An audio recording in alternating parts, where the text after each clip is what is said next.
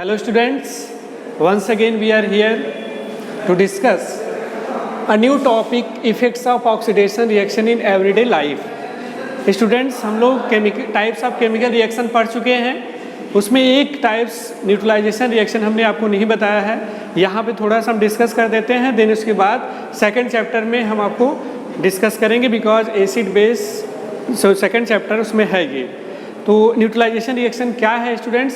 एक सिंपल सा रिएक्शन है जिसमें एक एसिड बेस के साथ रिएक्ट करता है एंड साल्ट और वाटर फॉर्म करता है, that is neutralization reaction. And neutralization reaction is a double displacement reaction. Neutralization reaction में डबल डिस्प्लेसमेंट रिएक्शन है बिकॉज इसमें आयन का एक्सचेंज होता है, दैट्स वाई ये डबल डिस्प्लेसमेंट रिएक्शन है। तो न्यूट्रलाइजेशन रिएक्शन में students an acid react with a base and form salt and water. तो बहुत सिंपल सा रिएक्शन है जिसको हम एसिड और बेस वाले चैप्टर में सेकंड चैप्टर में जो है डिटेल में डिस्कस करेंगे। अब स्टूडेंट्स एक न्यू टॉपिक में है effects of oxidation reaction in everyday life. Oxidation reaction का हमारे एवरीडे लाइफ में क्या रोल है? हम लोग ऑक्सीडेशन पढ़ें, रिडक्शन पढ़ें, दैट मीन्स रिडॉक्स रिएक्शन पढ़ें, ऑक्सीडेशन को डिफाइन किए, रिडक्शन को डिफाइन किया। अब हमें ये देखना है कि ऑक्सीडेशन रिएक्शन का हमारे जीवन में क्या रोल है, what is the role of या what is the effect of oxidation reaction in everyday life. तो स्टूडेंट्स ऑक्सीडेशन रिएक्शन मीन्स हो गया कि जब कोई भी कंपाउंड ऑक्सीजन के साथ रिएक्ट करेगा तो उसको हम क्लासिकल कॉन्सेप्ट के अकॉर्डिंग कहते हैं कि ऑक्सीडेशन हो रहा है। तो एक्चुअल में ऑक्सीडेशन रिएक्शन में ऑक्सीजन जब किसी केमिकल कंपाउंड से रिएक्ट करता है तो उसके दो डैमेजिंग इफेक्ट हैं। कैसे इफेक्ट है student? Damaging effect, that means वो डैमेज करता है, खराब करता है। तो जो डैमेजिंग इफेक्ट है ऑक्सीडेशन रिएक्शन का वो टू है, एक है कोरोजन, दूसरा है रेंसिडिटी।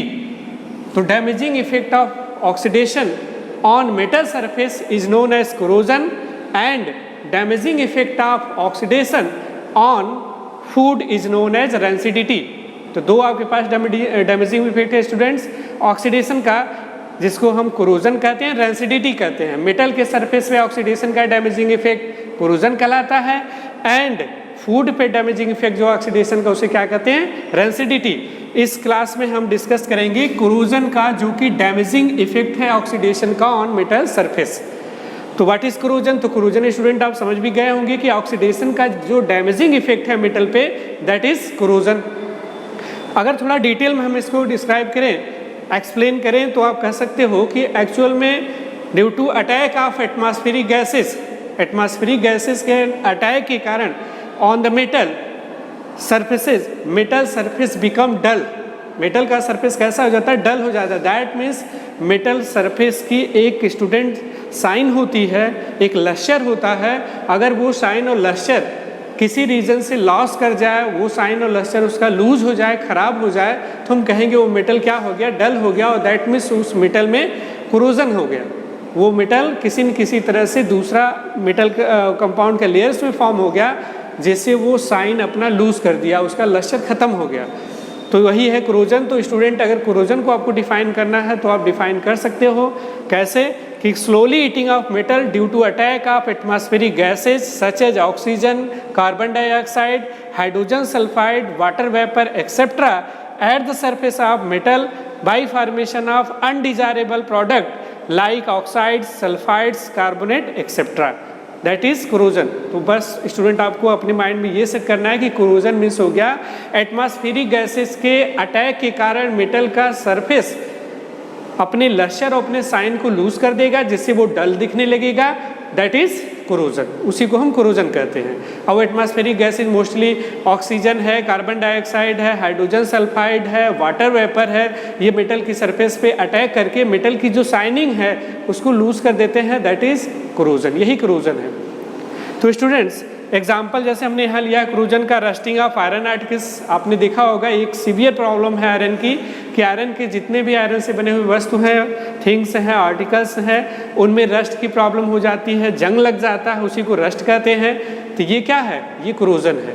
एंड कॉपर का जो वेसल है, कॉपर के वेसल पे ग्रीन कलर की लेयर अप्लाई हो जाती है, ग्रीन कलर की कोएटिंग फॉर्म हो जाती है, दैट इज क्या है, वो कोरोजन है। किसका कोरोजन है? कॉपर मेटल का कोरोजन है। एंड सिल्वर मेटल के ऊपर एक ब्लैक कलर की कोएटिंग फॉर्म हो जाती है, दैट इज द कोरोजन, वो कोरोजन का एग्जाम्पल है। तो हमने 3 इंपॉर्टेंट एग्जाम्पल राइट डाउन किया, rusting of iron articles that is the example of corrosion, and tarnishing of copper and silver metals. तो हमने बताया कॉपर मेटल पे ग्रीन कलर की एक लेयर फॉर्म हो जाती है, सिल्वर मेटल पे जो है ब्लैक कलर की लेयर फॉर्म हो जाती है। तो स्टूडेंट यहाँ 1 बाय 1 करके rusting of iron, tarnishing of copper and silver metals पढ़ेंगे। तो स्टूडेंट यहाँ पे हमने एग्जांपल लिया, rusting of iron articles are it is also known as corrosion of iron, because corrosion of iron को ही रस्टिंग ऑफ आयरन कहते हैं, क्योंकि कोरोजन ऑफ आयरन का ही एग्जाम्पल है rusting of iron.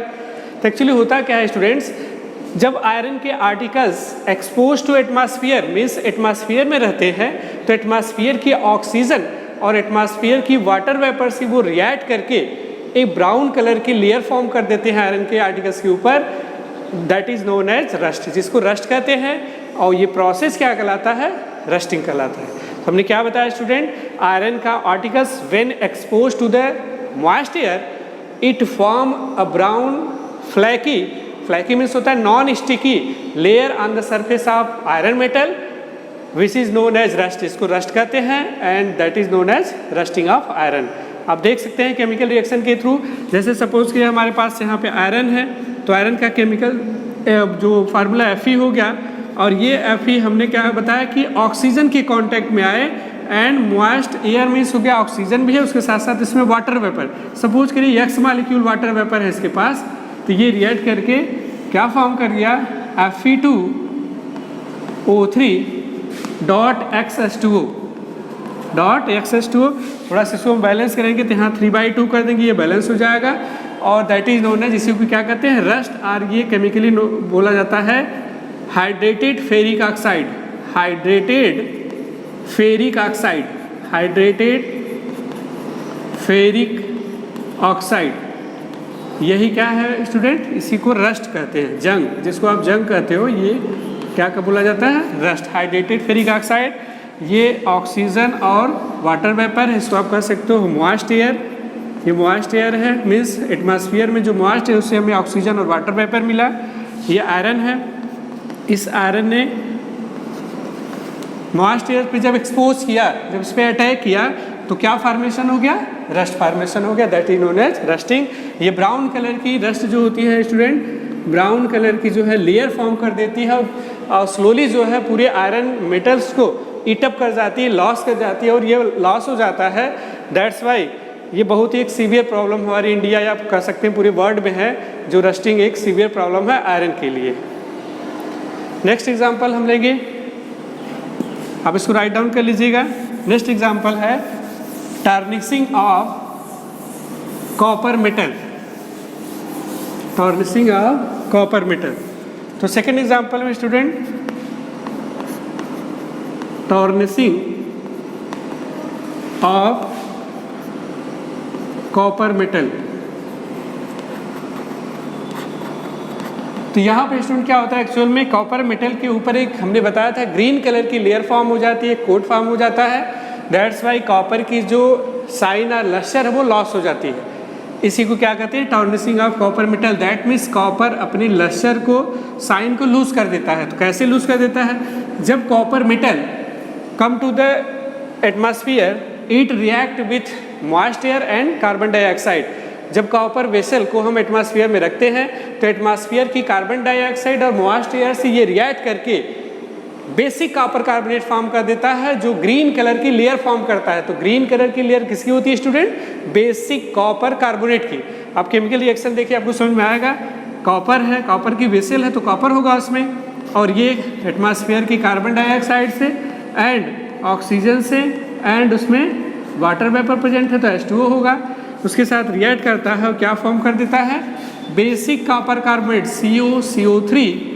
CuCO3 dot CuOH twice, जिसको क्या बोलते हैं, basic copper carbonate, basic copper carbonate.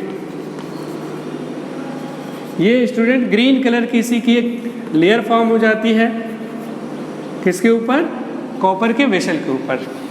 ठीक है स्टूडेंट, ये हमें कहाँ से मिल रहा है? ये हमें एटमॉस्फेयर से मिल रहा है। कहाँ से मिल रहा है? एटमॉस्फेयर से। तो ग्रीन कलर की जो लेयर फॉर्म हो जा रही, तो कॉपर वेसल की जो शाइनिंग है वो लूज हो जाएगी।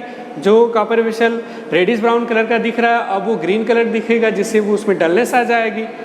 तो ये है आपका टर्नसिंग कॉपर मेटल, जिसमें carbon dioxide, oxygen, water vapour react करके बेसिक कॉपर कार्बोनेट फॉर्म कर दे रहा और उस पर ग्रीन कलर की एक लेयर फॉर्म हो जा रही है। थर्ड एग्जांपल आपको हम यही बता देते हैं, इसको राइट डाउन कर लीजिएगा। थर्ड एग्जांपल है टर्नसिंग ऑफ सिल्वर मेटल।